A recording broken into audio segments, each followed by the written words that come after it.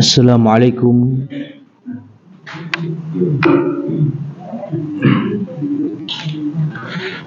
Assalamualaikum warahmatullahi wabarakatuh.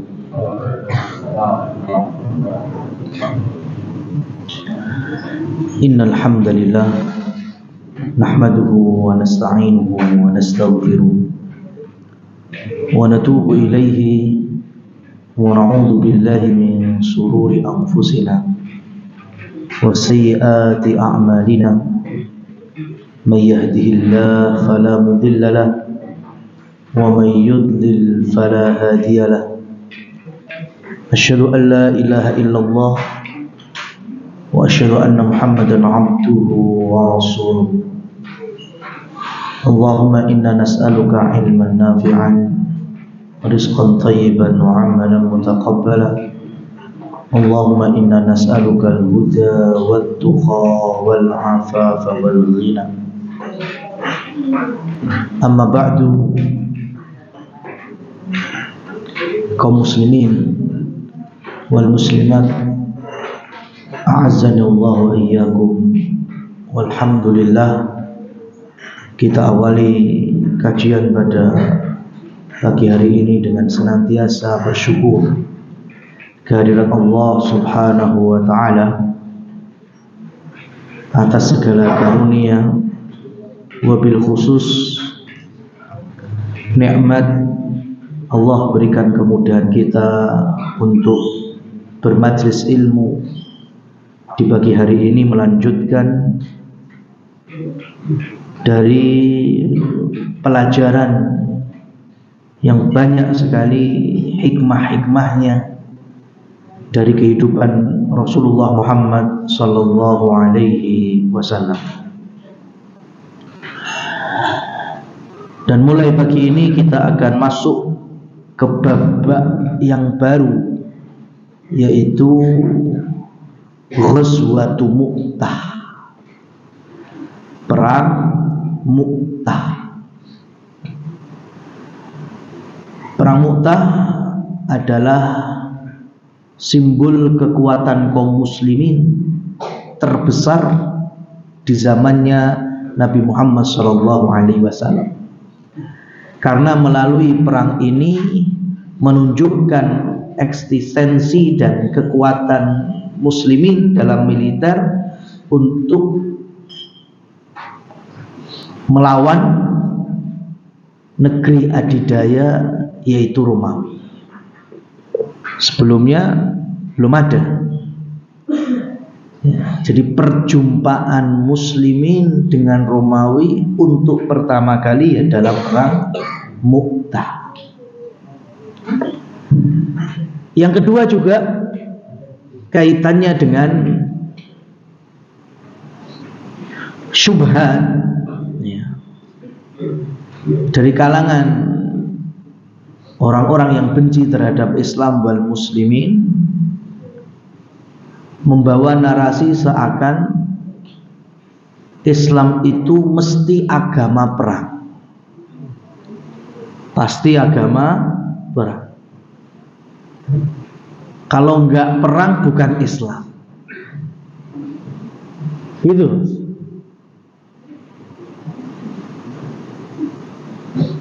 Bahkan dibawa di antara redaksi Nabi kita Muhammad sallallahu alaihi wasallam itu dakwahnya isinya perang dari satu suku ke suku yang lain, kabilah satu ke kabilah yang lain, ya, melawan musuh ini itu terus sampai 20 tahun.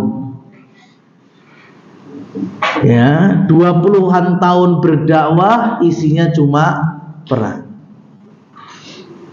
Nah, di statement ini ketika saya pribadi dengar, pertama tak rasa ini kemungkinan apa mas, kesilap lidah, mbak menawa salah ngomong. Tapi ternyata di interview berikutnya, di wawancara selanjutnya, di media podcast yang lain, lah kok podo. Ya, diulangi terus itu. 20 tahunan Muhammad ya berdakwah, isinya cuma perang lawan musuhnya, ya, satu kabilah dengan kabilah yang lain, gitu terus. Nah, maka dari sini kemudian timbul keyakinan pada diri kami bahwasanya ini bukan silap lidah lagi ini berarti jahil, nggak tahu sirah. Kalau mung pisan lek ngomong bisa kita hukumi, nah, salah ngomong, kepleset, tilat. Iki ora. Ben diwawancarai, ben ngomong kayak gitu terus. Wah, berarti ya pengetahuannya gitu. Dan ini salah besar. Ya. Rasulullah Shallallahu Alaihi Wasallam itu baru diizinkan jihad perang tahun kedua Hijriah. Makanya ada peristiwa perang besarnya, yaitu Badrul Kubro, perang Badar. Berarti sepanjang di Mekah 13 tahun beliau belum berperang. Beliau berperang itu baru ketika di Madinah. 10 tahun itu pun gak semuanya. Baru tahun kedua beliau mengangkat pedang, memimpin perjuangan perang, dan berakhir di tahun ke-10 dengan peristiwa perang Tabuk. Berarti kalau dari tahun kedua ke tahun 10 itu berapa tahun jadinya? 8. Lah angka 20 tahun itu kombi. Ini faktual. Faktanya gini. Ya. Nggak bener antum lihat mau buku sirah terjemahan Indonesia manapun yang kredibel itu bakal menyebutkan perang-perang besar Rasulullah Shallallahu Alaihi Wasallam ya tahun itu, dari tahun kedua sampai tahun ke-10. Ini yang pertama. Jadi kalau 20 tahun nggak benar. Kemudian statementnya tadi kan dari musuh satu ke musuh yang lain, kabilah gini. Ya. Bayangkan saja yang dilawan atau yang Rasulullah bertahan itu jenis musuhnya berapa? Kok koyoke wakeh men. Pertama, Nabi Shallallahu Alaihi Wasallam dalam peristiwa Badar itu musuhnya siapa? Quraisy musyrik, Quraisy Mekah, berarti kubu Mekah. Tahun berikutnya ada Uhud, yang dilawan juga kubu Mekah, musyrik Quraisy. Kemudian tahun-tahun berikutnya mulai Nabi mengusir atau menjadi peperangan dari Bani Nadir, Bani Qainuqa, ya, kemudian nanti ada Bani Quraidah. Simpelnya ini satu kaum, bangsa apa? Yahudi. Kemudian nanti ada perang Ahzab, perang Khandaq, musuhnya ya kolaborasi Yahudi sama musyrikin Mekah. Kemudian peristiwa perang Khaybar yang baru saja kita sampaikan juga musuhnya bangsa Yahudi. Hudaybiyah, ya, itu kalau di kitab-kitab sirah disebutnya perang Hudaybiyah. Padahal isinya apa? Perjanjian Hudaybiyah. Nggak ada perang, tapi tetap ditulis sebagai ghazwah. Ghazwah itu perang yang dikomando langsung baginda Nabi Muhammad Sallallahu Alaihi Wasallam. Lawannya siapa? Yo Mekah. Ya. Baru nanti ketika ada Mu'tah sama Tabuk, Romawi. Coba 8 tahun musuhnya berapa itu? Mekah, Yahudi, Romawi telu. Endi sing akeh sebelah mana? Ya, gitu. Berbeda dengan hasil 45 kabilah. Karena ada peristiwa nantinya habis Fathu Mekah itu dikenal dengan Amul Wufud. Tahun di mana Nabi kita Shallallahu Alaihi Wasallam kedatangan duta-duta dari berbagai macam kabilah dan juga suku bangsa. Nabi kedatangan tamu dari Yaman, ya, dari Najd, hari ini Riyadh, kemudian dari ada yang dari mungkin hari ini negaranya masuk Bahrain. Itu di zaman Rasulullah Shallallahu Alaihi Wasallam mereka datang, dan mereka datang itu di antara dua poin. Poin yang pertama, mereka masuk Islam. Jadi bersama kabilahnya bersyahadat di hadapan Rasulullah Shallallahu Alaihi Wasallam menerima iman dan tauhid. Atau yang kedua, poin yang kedua, mereka tidak masuk Islam tapi menyerah, artinya mereka siap dipimpin oleh Islam wal muslimin dengan menyerahkan jizyah, bayar kepada kekuasaan Islam wal muslimin. Dalam karyanya Ibnu Sa'ad, ya, yaitu kitab Tobaqat, ya, Tobaqatnya Ibnu Sa'ad, beliau tuliskan ini sebanyak 45 kabilah dan suku bangsa. Banyakan mana sekarang yang datang menemui Rasul, nyerah atau masuk Islam dengan Rasulullah Shallallahu Alaihi Wasallam memimpin peperangan. Banyak yang mana? Banyak yang masuk Islam tanpa perang. Dan ini semuanya faktual, ada datanya, ada faktanya.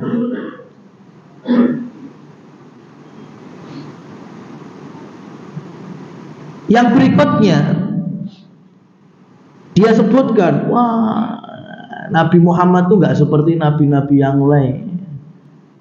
Mimpin nggak usah pakai perang, cukup pakai kasih sayang. Dia sebutkan contohnya, ya, yang diyakini oleh non Muslim seperti Nabi Isa. Ya, nah ini orang nggak paham sama sekali.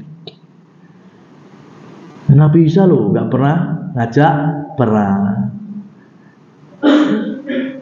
nggak berdakwah dengan perang. Nah sekarang kondisi Nabi Isa sama Nabi Muhammad itu jauh berbeda. Ya, Nabi Isa pengikutnya berapa?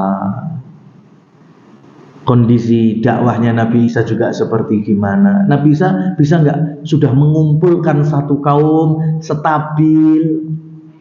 Ya, bisa diajak bareng-bareng, susah bareng, seneng bareng. Sudah terjadi itu? Belum. Wong pengikut baru belasan mesti dikejar-kejar kok. Artinya belum bisa dikatakan apa itu memiliki satu komunitas yang betul-betul bisa diajak jalan bareng, seneng bareng, susah bareng, berjuang bareng. Nabi Isa belum ada di kondisi seperti itu.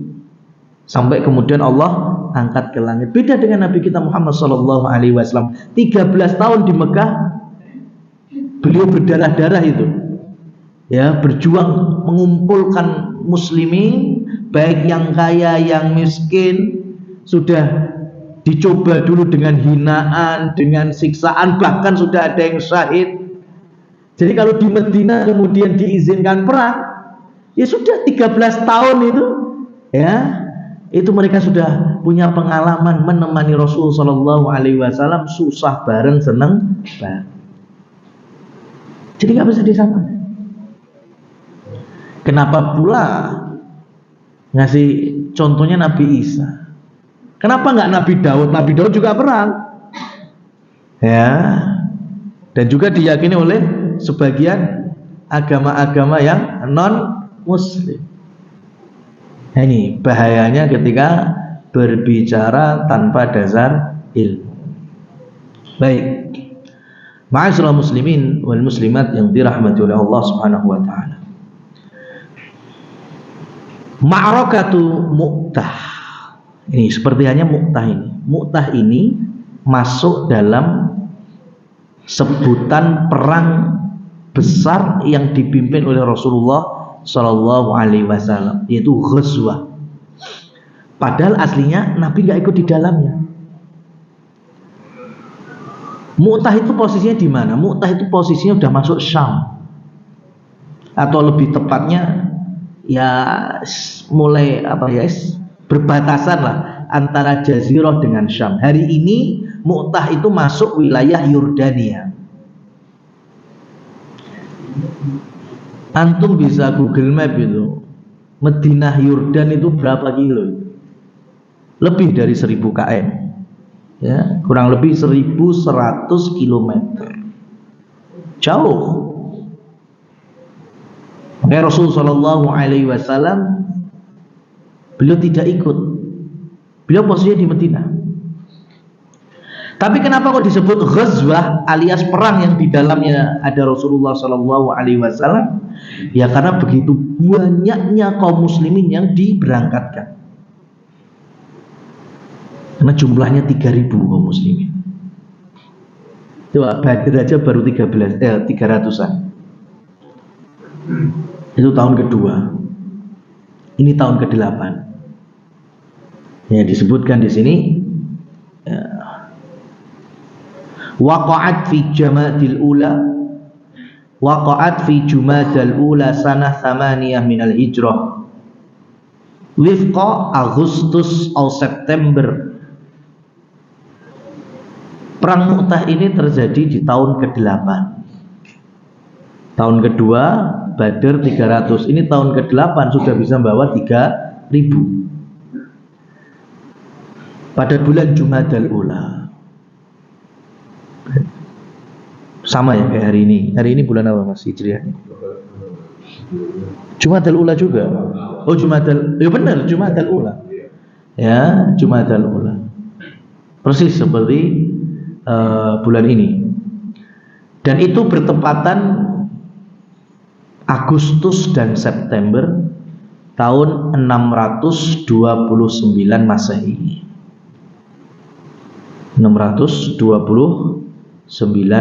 Masehi. Sababul ma'rakah, latar belakangnya adalah anna Rasulullah sallallahu alaihi wasallam ba'atsal Harith bin Umair al-Azdi bi kitabihi ila azimi Busra. Ya. Sebagaimana yang antum ketahui, Nabi kan ngirim surat ke raja-raja. Habasyah dikirim untuk Najasyi, Hirokla Romawi juga dikirimi, Persia Kisra juga dikirim, Mukaukos Mesir juga disurati. Ya, yang mana inti suratnya adalah mengajak kepada Islam. Aslim taslam, masuk Islam kamu akan selamat, termasuk wilayah Busra. Ya, wilayah Busra itu kan berarti perbatasan antara Jazirah dengan Syam Romawi yang dipimpin oleh Romawi besarnya. Ternyata Haris bin Umair yang membawa surat Nabi Muhammad sallallahu alaihi wasallam sampai ke Busra, ketemu dengan seorang yang bernama Syarahbil bin Amr al-Ghassani. Surat itu tidak dihormati, bahkan Haris bin Umair dibunuh. Ya, duta delegasi itu malah dibunuh. Padahal hukum internasional dari dulu duta itu nggak boleh dibunuh. Dalilnya lagi adalah nanti ketika Rasul Shallallahu Alaihi Wasallam menerima tamu 2 utusan dari Musailimah Al-Kadzdzab. Ya, Musailimah Al-Kadzdzab dari Bani Hanifah itu kan dia bukan ngaku nabi baru, itu kan enggak. Dia itu mengaku nabi kan melanjutkan ya, atau menjadi tangan panjang dari kenabian Muhammad Sallallahu Alaihi Wasallam. Biarlah di Madinah ada Nabi Muhammad, tapi di sukuku ada aku gitu loh. Ya, sehingga Bani Hanifah itu awalnya ya bersyahadat, ya, sebagaimana syahadatnya kaum muslimin. Cuma mereka menambahkan syahadatnya, meyakini juga dengan kenabian Musailimah. Itu awalnya kan gitu.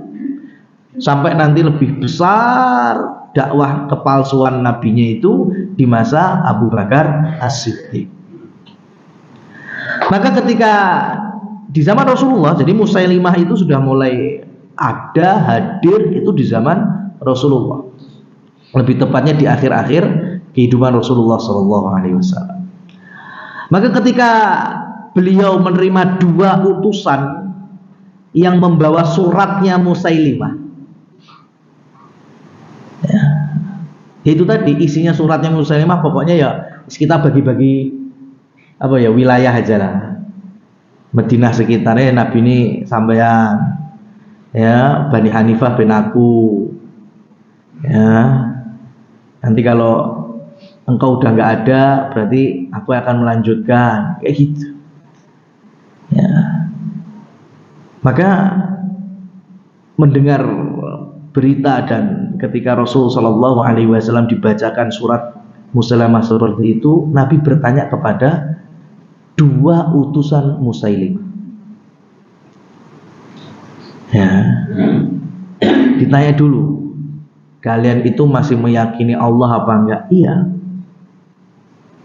Masih meyakini aku nabi apa enggak? Iya. Lah kalau Musailimah nabi juga atau enggak? Iya. Berarti kan gimana itu? Muslim atau murtad itu namanya? Murtad.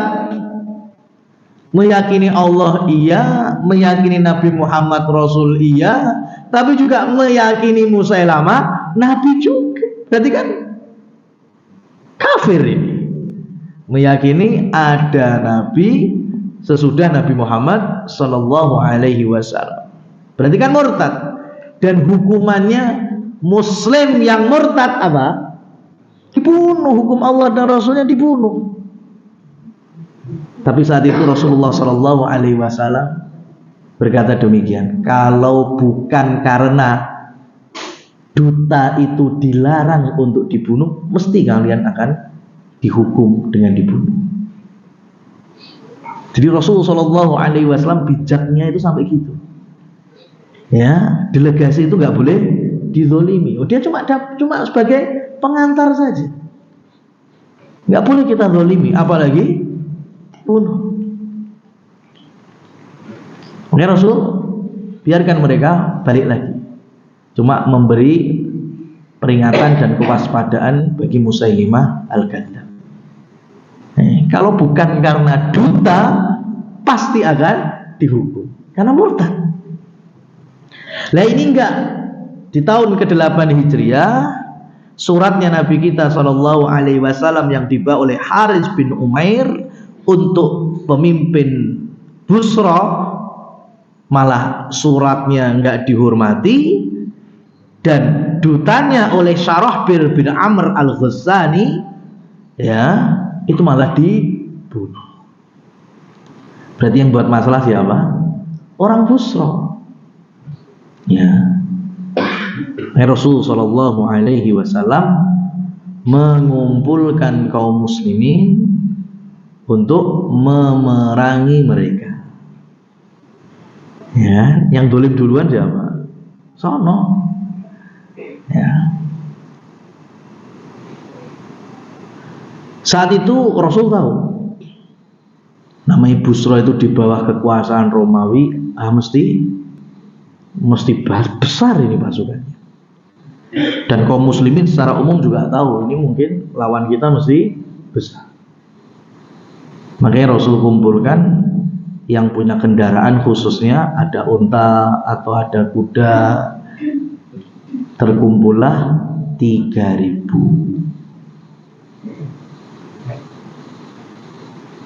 Dan berikutnya ada peristiwa nubuat, yaitu tanda-tanda dari kenabian beliau Shallallahu Alaihi Wasallam. Enggak seperti biasanya.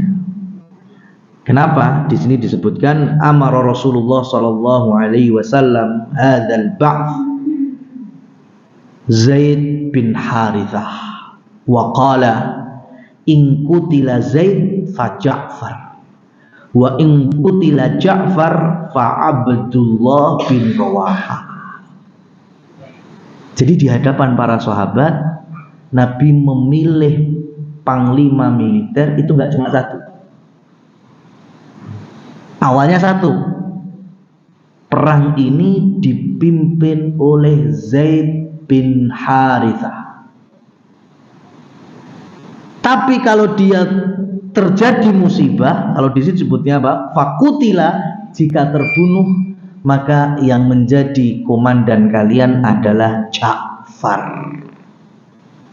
Dan jika Ja'far terbunuh, yang memimpin kalian adalah Abdullah bin Rawahah.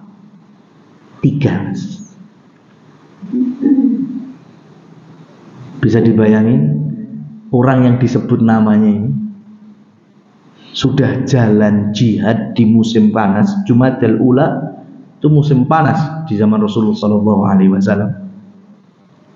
1.100 km untuk jihad melawan negeri adidaya atau di bawah kekuasaan negeri adidaya. Dan sudah Rasul Sallallahu Alaihi Wasallam beritahu, jika mati penerusnya ini, jika mati penerusnya ini. Budal nggak sampean, Mas? Gitu. Ya. Rasul sudah sebutkan ya. Pemimpin kalian Zaid. Kalau Zaid syahid, gantikan Ja'far. Jika Ja'far syahid, gantikan Abdullah bin Rawahah. Jadi sebelum berangkat sudah tahu. Ini kalau ada di zaman sekarang, pilih izin apa mangkat sekarang. Nah itu. Rasul Shallallahu Alaihi Wasallam bukan orang yang tahu gaib, bukan. Tapi beliau berjalan di atas wahyu. Nabi berkata demikian, berarti Allah Subhanahu Wa Taala sudah memberitahu Rasul. Ya. Makanya Zaid, Ja'far, Abdullah bin Rawahah ini orang-orang yang masya Allah as-sam'u wa ta'ah. Dan inilah kaidah penting yang ada pada sahabat. Mereka itu kalau sudah mendengar apa yang diucapkan oleh Rasul Sallallahu Alaihi Wasallam, tidak ada lagi jalan lain selain as-sam'u wa ta'ah. Kami dengar, kami taati. Dan itu pula yang dinasihatkan kepada kita saat Rasul Sallallahu Alaihi Wasallam meminta kita juga mengikuti petunjuk-petunjuknya para khulafaur rasyidin al-mahdiyyin min ba'di, para penggantinya yaitu Abu Bakar, Umar, Utsman dan Ali, dan pemimpin-pemimpin kalian seterusnya. Wa in ta'ammara ya abdun habasyiyun, meskipun kalian dipimpin oleh budak dari Habasyah. Ini kan sesuatu yang mustahil. Hari itu budak jadi khalifah atau budak jadi pemimpin kan nggak mungkin. Itu pun kata Nabi Shallallahu Alaihi Wasallam, kalau memimpin kalian, kaidahnya tetap as-sam'u wa ta'ah. Kalian dengar, kalian taati. Makanya sebelum bawa kepada sami'na wa atokna yang besar, yang kecil-kecilan dulu aja. Perkara sholat itu kan ada kepemimpinan. Kepemimpinan siapa? Imam. Imam itu sebelum sholat, ya, sholat itu kan definisinya dimulai dengan apa? Dengan takbiratul ihram. Artinya tidak adalah syariat yang dituntunkan oleh Rasul Shallallahu Alaihi Wasallam untuk mengawali gerakan sholat kecuali takbiratul ihram. Nggak ada sebelum sholat kon moco al-fatihah gak ono mas. Al-fatihah yang jero sholat tidak ada sebelum sholat kon moco an-nasi ya al-falaq kulhu, nggak ada. Kanape iya, tapi kalau ini dijadikan satu paket dengan sholat, ya jadi nggak benar. Ya, karena menyelisih petunjuk Rasul Shallallahu Alaihi Wasallam. Maka jangan diyakini ketika imam sedang merapikan soft sholat itu bukan bagian dari gerakan sholat. Ini namanya merapikan, menertibkan, memerintahkan kaum muslimin supaya rapi dalam barisan, memakai bahasa Arab karena Nabi orang Arab. Imam-imam Indonesia pun juga pakai bahasa Arab. Sawwu sufufakum fa inna taswiyata sufuf min tamamis shalah. Kan gitu. Nih saking nggak maunya belajar, itu sampai hari ini masih didapati. Ya, bahkan saya pernah itu mampir sholat jadi jamaah, imamnya sawwu sufufakum, jamaahnya nek sing amini mas. Sawwu sufufakum, amin. Fa inna taswiyata sufuf, amin. Lu dikira donga. Ini ya itu. Jadi saking dalam tanda petik jahilnya sebagian dari kaum muslimin itu elek ngerti Arab dungo, bahasa Arab dungo. Ya Allah, bungkus Indomie enek bahasa Arab ya. Gitu.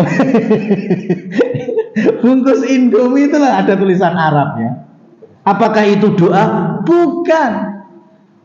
Itu mukawinat, ingredient, komposisi. Kenapa? Karena sudah produk ekspor, salah satunya ke wilayah Timur Tengah. Makanya ada tulisan Arabnya. Orang terus diamini. Ya. Itu yang pertama. Ya, jadi dikira ya ketika imam merapikan sholat, merapikan soft sholat, kemudian mengucapkan sawwu sufufakum, dikira itu doa bagian dari sholat. Enggak, itu hanya perintah penertiban saja. Mau pakai bahasa lain, Jawa, Indonesia, bahasa daerah, nggak masalah. Ya, cuma kenapa pakai bahasa Arab ya karena mengikuti Rasulullah orang Arab, menerjemahkannya juga pakai bahasa Arab. Itu yang pertama. Yang kedua, ketika imam memerintahkan sawwu sufufakum fa inna taswiyatas sufuf min tamamis shalah, itu bener jawabannya tapi gak ono aksine. Jawab tuh sami'na wa atokna, artinya kami dengar, kami taati, tapi ya gak rapet-rapet, ya gak ngelurus nih lah terus piye ya. Berarti kan hanya sebatas formalitas. Imam ya rapikan, rapatkan, ya, tertib softnya. Saya dengar, saya taati. Lu gak lurus, yuk gak rapet. Ini kan berarti ngucapin sami'na wa atokna hanya sebatas formalitas. Pokoknya imam sawwu sufufakum jawabnya sami'na wa atokna. Aksinya ya enggak ada. Nah ini aja enggak difahami dengan baik atau tidak dilaksanakan sebagaimana yang dia ucapkan. Apalagi pengen sami'na wa atokna yang lebih besar daripada itu. Bahkan sampai urusan darah, urusan harta kaum muslimin, urusan kehormatan kaum muslimin wal muslimat. Oh, lebih susah lagi. Wong lagi perkara salat. Nah, ini para ikhwah sekalian ya, kaum muslimin muslimat yang dirahmati Allah Subhanahu wa taala. Jadi mereka bertiga itu ya adalah manusia-manusia terbaik dari kalangan sahabat yang apapun kondisinya ketika diperintah oleh Rasul sallallahu alaihi wasallam tidak ada jawaban lain kecuali sami'na wa ata'na. Termasuk Zaid bin Harithah. Pelajaran berikutnya adalah ketika Nabi sudah menunjuk 3 orang ini, dan awalnya yang beliau tunjuk adalah Zaid, jangan dikira semua sahabat yang lain senang. Ya, kalau Ja'far mereka terima. Kenapa? Karena Ja'far sepupu Rasul sallallahu alaihi wasallam. Kalau Abdullah bin Rawahah mereka juga terima karena ini penyair di sisi Rasulullah sallallahu alaihi wasallam. Tapi kalau Zaid itu awalnya adalah budak.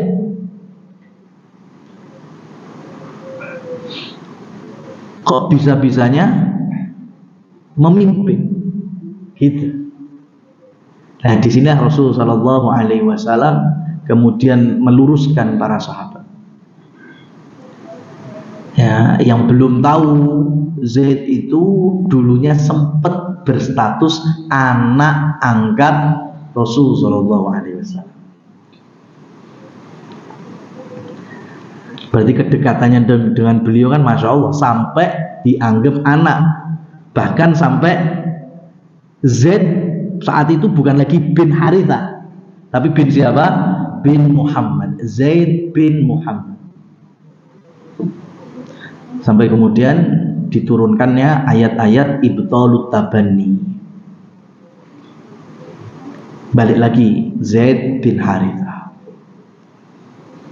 Saking cintanya Rasulullah sallallahu alaihi wasallam dengan Zaid sampai punya cincin itu dari perak yang diukir di cincin itu tulisan hubbu Rasulillah. Hubbu Rasulillah, kecintaannya Rasulullah.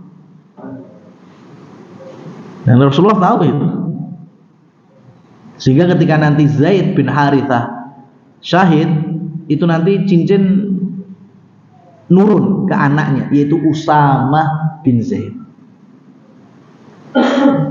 Dan nanti ketika Usamah di zamannya Abu Bakar mimpin pasukan, sama kondisinya awalnya kok Usamah kaya gak ono sing luwih pengalaman wae. Ini usia belum genep 18 tahun dijadikan pemimpin. Abu Bakar menjawabnya juga persis sebagaimana dulu Rasulullah SAW menerangkan dalam peristiwa pengantar Mu'tah ini. Ya. Jadi yang kurang suka dengan Zaid bin Harithah, pada Zaid bin Harithah itu adalah kecintaan Rasulullah. Berarti kalau nggak cinta sama dia, maka dia juga belum cinta kepadaku, kata Rasul sallallahu alaihi wasallam. Zaid bin Harithah itu nanti dinikahkan oleh Rasul sallallahu alaihi wasallam dengan Ummu Aiman. Barokah. Di mana Ummu Aiman itu dari masa kecil Rasul itu sudah menjadi budak atau orang-orang yang membantu kehidupan Abdullah dan Aminah. Siapa itu? Orang tua Rasul sallallahu alaihi wasallam. Jadi dua orang ini, pasangan suami istri ini, itu secara pengalaman sangat dekat dengan Rasul sallallahu alaihi wasallam. Zaid pernah jadi anak angkat, Ummu Aiman pembantu ya di rumahnya Nabi dari masa Nabi kanak-kanak. Kurang dekat apa lagi sekarang? Karena sampai hari ini di antara dakwah bencinya orang-orang Syiah Rafidhah dengan Zaid bin Harithah melalui salah satunya peristiwa Mu'tah ini. Ya, dipelintir sana sini, harusnya yang jadi komandan pertama adalah Ja'far. Karena Ja'far masih ahli bait. Ya, makanya supaya nggak gagal paham, Zaid itu meskipun bukan nasabnya kepada Rasul Shallallahu Alaihi Wasallam, tapi kedekatan dengan beliau, masya Allah. Ya. Makanya nanti lahir seorang anak yang juga masya Allah solehnya, itu Usama bin Zaid. Nah,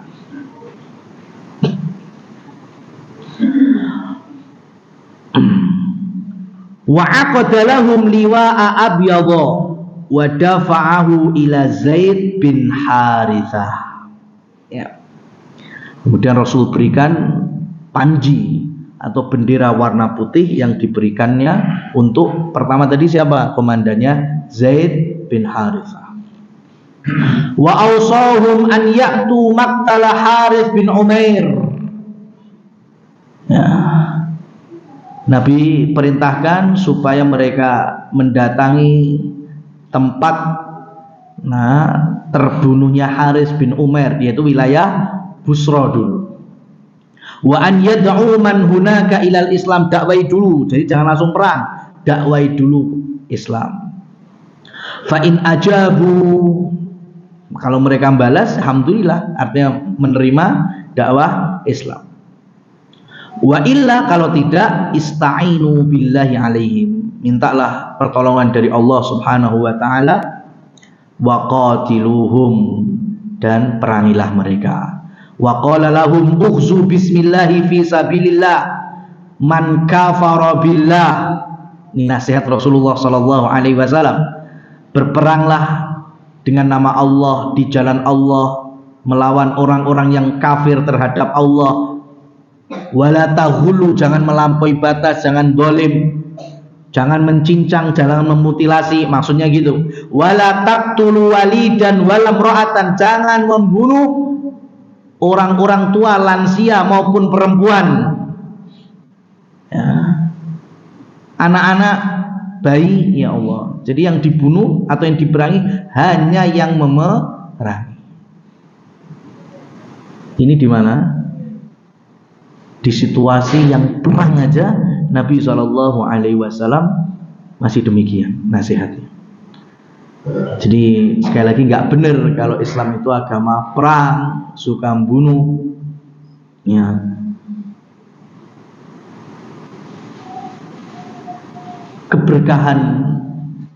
Keberkahan bumi itu mulai hilang itu saat mulai adanya pembunuhan pertama. Ya. Jadi dari zaman siapa? Dari zaman Nabi Adam alaihissalam. Jadi ketika Qabil membunuh Habil, itu kan Nabi Adam nggak tahu. Karena Nabi Adam saat itu sedang berziarah ke Baitullah. Ini dalam riwayat Abu Ja'far At-Tabari.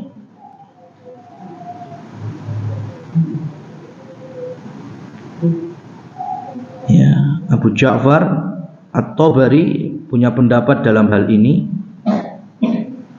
bahwa ketika Qabil itu membunuh saudaranya, itu Nabi Adam sedang mendapatkan perintah dari Allah Subhanahu wa taala supaya beliau pergi ke Baitullah. Ya. Ada riwayatnya, tapi kok tak cari.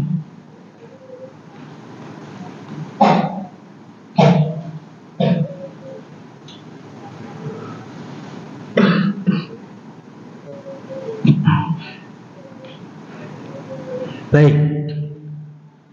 Qala Ibnu Jarir At-Tabari rahimahullah fi kitabil masyhur Tarikh At-Tabari, dalam kitab beliau ini, haddatsana Abu Hammam haddatsana itu riwayat-riwayatnya sampai kepada haddatsani Ibnu Abbas. Berarti ini ngambil pendapat dari Abdullah Ibnu Abbas radhiyallahu anhu. Anna Adam alaihi salam, jadi Nabi Adam alaihi salam saat itu laqad hajja minha arba'ina hajjatan.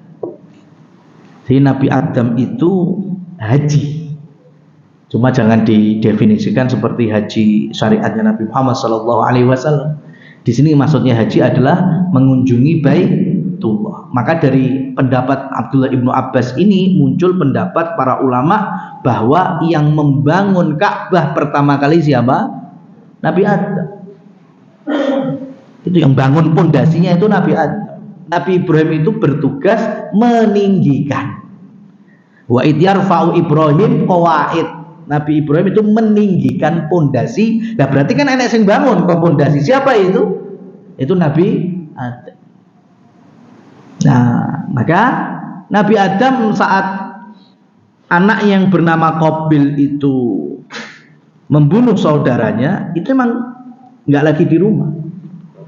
Makanya pulang dari Baitullah, beliau tanya, nggak nemukan anak lanang yang bernama Habil itu. Tanya kepada Qabil, mana saudaramu? Ya. Qabil jawab muter-muter. Gitu. Intinya bapaknya nggak tahu gitu.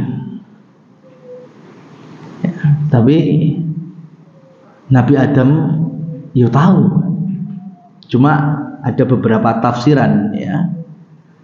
Yang pertama, yang memberitahu bahwa Habil itu dibunuh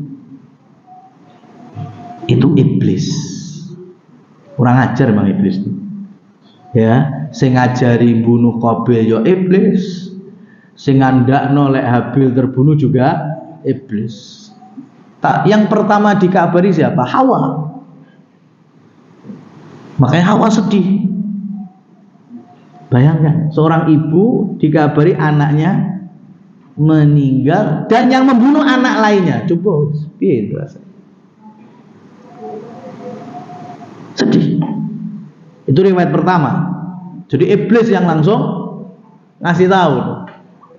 Supaya apa? Ya karena salah satu tujuannya iblis kan liyahzanu, membuat sedih orang-orang beriman. Sedih itu fitrah. Tapi yang tidak boleh adalah berlarut-larut dalam kesedihan. Karena itu sudah masuk godaan iblis kalau berlarut-larut.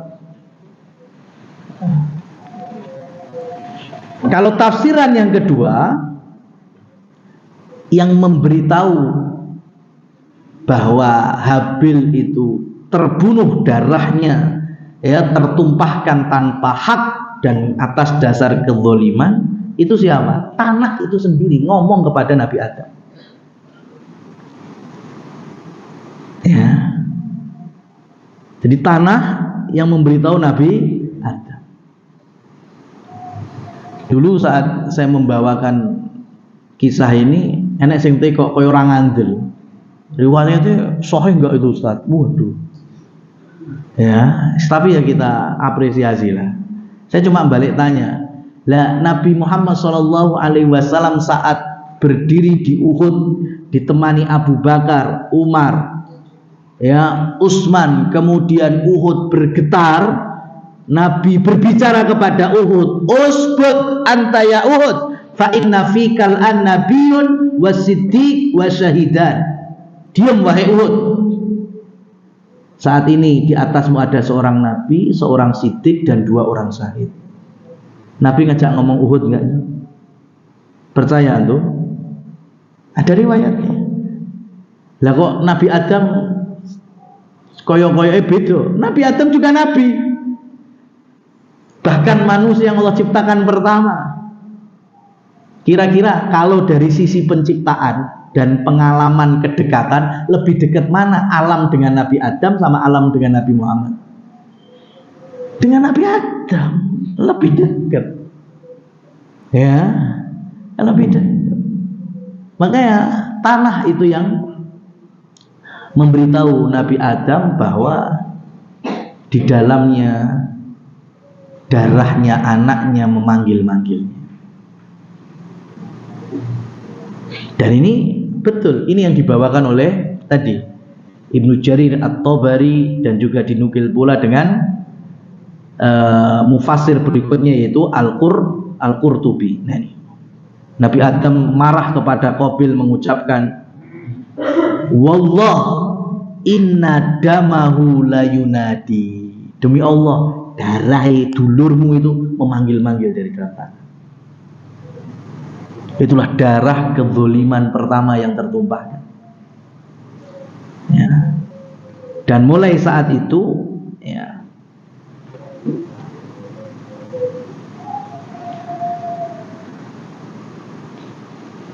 ishtakas syajar wa taghayyaratil at'imah wa hamidhatil fawahih wa malihat al-miyah wa akhbaratil ardo.